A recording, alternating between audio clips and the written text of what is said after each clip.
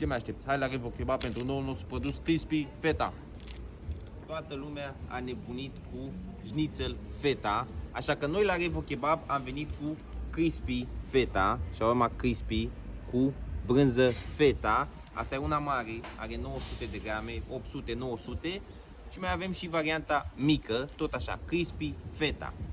Dacă toată lumea face șnițel feta, noi cu crispy-ul nostru proaspăt, nebunia aia de crispy, o să facem shawarma crispy feta. Și cam așa arată. Da? Cu crispy proaspăt, făcut de noi aici în locația Revo Kebab. Produs valabil doar în locația Revo Kebab.